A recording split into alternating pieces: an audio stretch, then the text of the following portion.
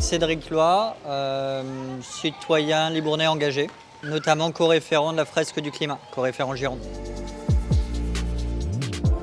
On est à Libourne, un territoire situé à 45 minutes à peu près de Bordeaux et en tout cas juste à côté de Saint-Émilion, donc là ça parle à beaucoup d'entre vous.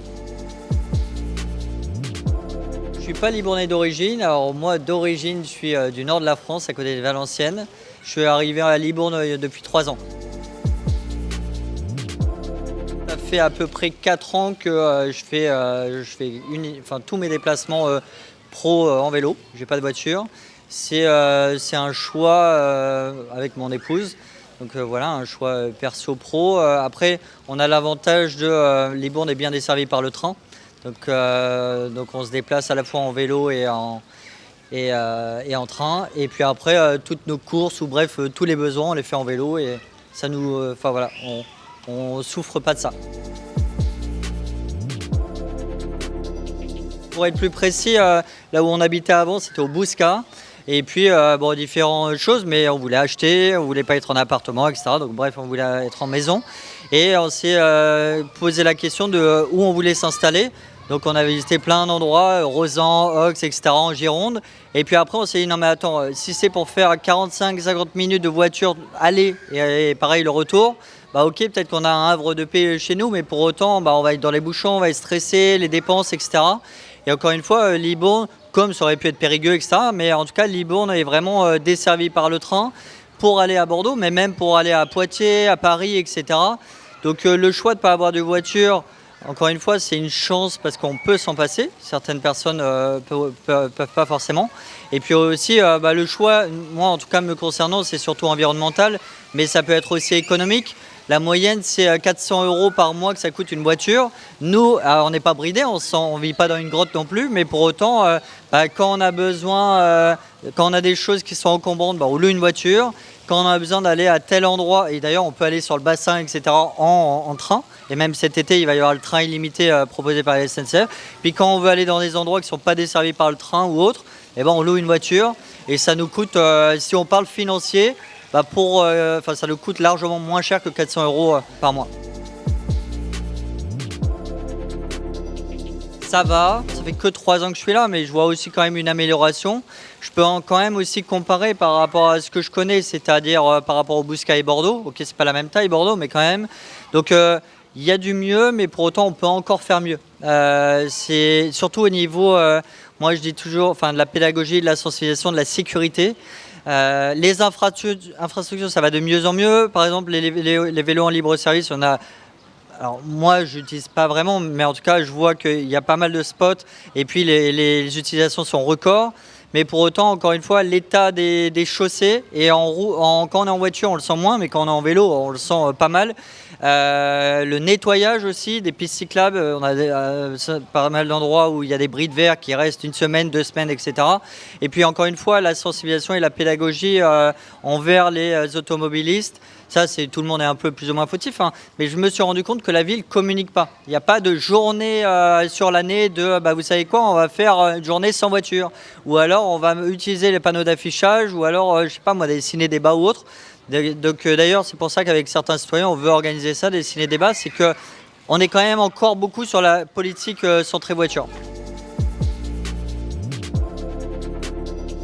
On essaye, alors c'est vraiment comme ça, de toute façon c'est comme ça que ça diffuse, c'est plus les gens vont voir de cyclistes et plus les gens vont se mettre au vélo. Parce qu'ils vont se dire, eux ils sont pas plus, je suis pas plus bête qu'eux et je vais m'y mettre. Tiens, il y a un vélo cargo avec des enfants, ça montre que c'est sécure et je vais essayer, etc. Donc il y a vraiment l'effet mimétique, c'est hyper important. Donc déjà on fait du vélo. Encore une fois, c'est pas pour inciter les autres, mais en faisant du vélo, on incite indirectement les autres.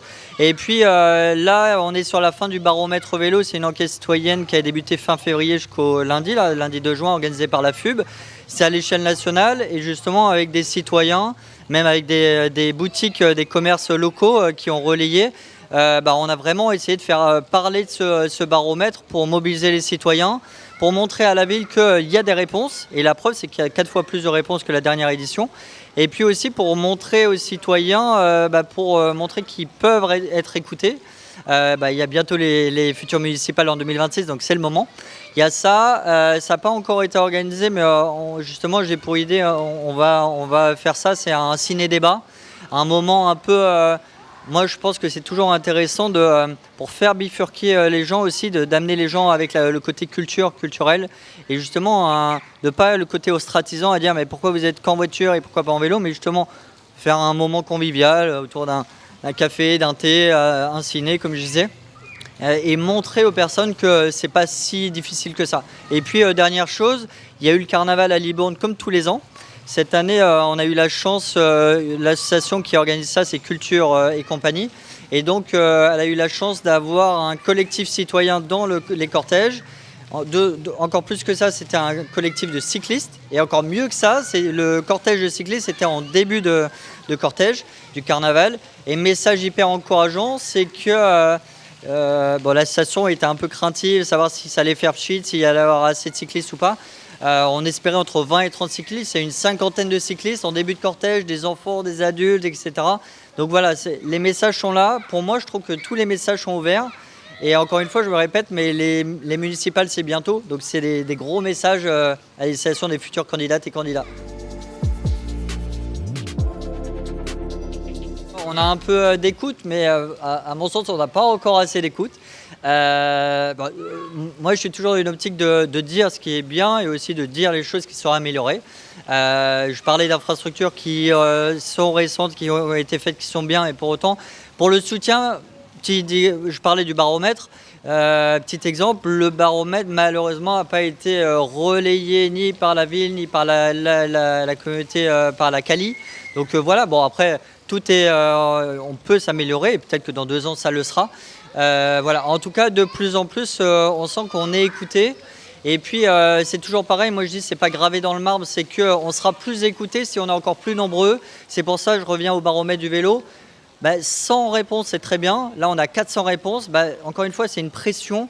Et 400, 500, 600, enfin bref, après, les dirigeants, les élus locaux, ou même ceux qui sont dans l'opposition, etc., 400 réponses plutôt que 100, ils ne peuvent pas dire bon, c'est pas grave, ça reste mineur au niveau des voix. Ouais, en vue des municipales, justement, nous on aimerait bien, ça on n'a pas encore vraiment parlé, mais ça va vite arriver justement, c'est vraiment que le vélo, qu'il y ait des ambitions fortes autour du vélo, c'est-à-dire chacun va tirer son bout de gras sur les programmes politiques, va faire des promesses, mais justement que les mobilités douces d'ailleurs, et pas que le vélo, ça ait toute sa place. Et c'est pas relayé en 6e position. Enfin voilà, tout est important, hein, bien sûr, l'éducation, etc. Mais de toute façon, le vélo, moi je trouve que ça recoupe tout. C'est-à-dire, ça recoupe le sport, ça recoupe le bien-être, ça recoupe l'éducation.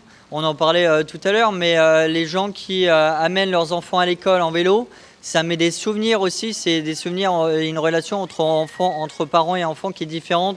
Des parents qui amènent leurs enfants à l'école en voiture ou autre. Donc voilà, vraiment qu'il y ait une place majeure dans les programmes municipaux et pas qu'on gratte à dire concrètement c'est quoi l'ambition. Et puis après, nous, je disais, le projet, c'est aussi d'organiser un ciné-débat. C'est vraiment, c'est pas du tout affiné, mais moi l'idée, ça serait vraiment qu'il n'y ait pas la barrière du prix. Donc que ça ne soit pas tourné autour des personnes qui... font déjà du vélo et qu'on se retrouve entre nous à s'auto-gratuler, mais vraiment que les gens se disent bon, ça peut être sympa, c'est un moment où on va boire un verre, c'est gratuit, il y a un film, et pour autant après qu'ils apprennent des choses, qu'ils discutent, et c'est comme ça d'ailleurs qu'on progresse, c'est en voyant encore une fois les autres faire et en se disant c'est pas si compliqué. Donc voilà, c'est ça les prochaines échéances, on va dire. Ouais, j'aimerais bien ceux qui écoutent cette chronique, s'ils en font pas du vélo ou pas assez à leur goût, se poser les questions pourquoi ils en font pas. Voilà, c'est quoi les freins?